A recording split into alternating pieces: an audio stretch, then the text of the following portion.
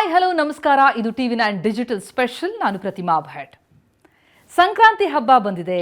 ಹಬ್ಬದ ಸಂಭ್ರಮ ಜೋರಾಗಿದೆ. ಹಬ್ಬ ಮುಕ್ತಾಯ ಆಗಿ ಶಾಲೆ ಆರಂಭ ಆಗ್ತಾ ಇದ್ದಂತೆ ಒಂದು ಹೊಸ ವಿಚಾರ ಶುರುವಾಗುತ್ತೆ. ಮಕ್ಕಳಿಗೆ ಶಾಲೆ ನಡುನಡುವಲ್ಲೂ ಕೂಡ ಬೆಲ್ ಹೊಡೆಯುತ್ತೆ.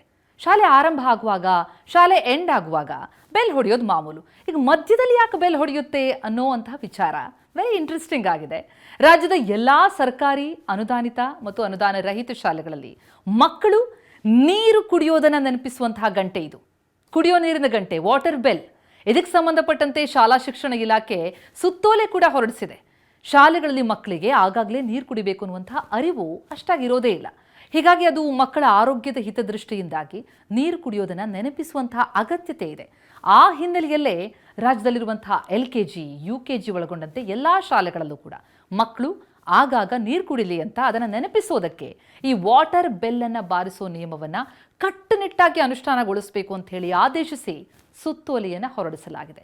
ದಿನಕ್ಕೆ 3 ಬಾರಿ ನಿಗದಿತ ಸಮಯದಲ್ಲಿ, ಅಂದರೆ ಸುಮಾರು 10:35 12 ಗಂಟೆಗೊಮ್ಮೆ, 2 ಗಂಟೆಗೊಮ್ಮೆ, ಈ ರೀತಿ 3 ಬಾರಿ ಗಂಟೆ ಬಾರಿಸಿ ಮಕ್ಕಳಿಗೆ ನೀರು ಕುಡಿರಪ್ಪ ಅಂತ ನೆನಪಿಸಲಾಗುತ್ತೆ. ಇದು ಮಕ್ಕಳ ಬೆಳವಣಿಗೆ ಮತ್ತು ಅವರ ಆರೋಗ್ಯವನ್ನು ಕಾಪಾಡೋದಕ್ಕೆ ಬಹಳ ಅತ್ಯಗತ್ಯ.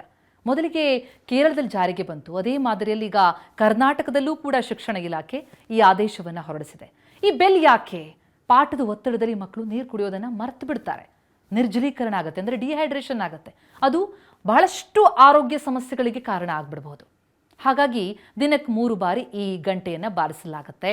ಜೊತೆಗೆ ರಾಜ್ಯದ ಎಲ್ಲ ಸರ್ಕಾರಿ, ಖಾಸಗಿ, ಅನುದಾನ ರಹಿತ ಶಾಲೆಗಳಲ್ಲಿ LKG, UKG ಸೇರಿದಂತೆ ಎಲ್ಲ ವಿದ್ಯಾರ್ಥಿಗಳಿಗೂ ಕೂಡ ಈ ವಾಟರ್ ಬೆಲ್ ಹೊಡೆಯಲಾಗುತ್ತೆ. ಮಕ್ಕಳ ಬೆಳವಣಿಗೆಗೆ ಇದು ಅನುಕೂಲ, ಆರೋಗ್ಯಕ್ಕೆ ಬಹಳ ಅನುಕೂಲ ಆಗುತ್ತೆ. ಇದು ಅತ್ಯವಶ್ಯಕ ಕೂಡ ನೀರು ಕುಡಿಯೋದು.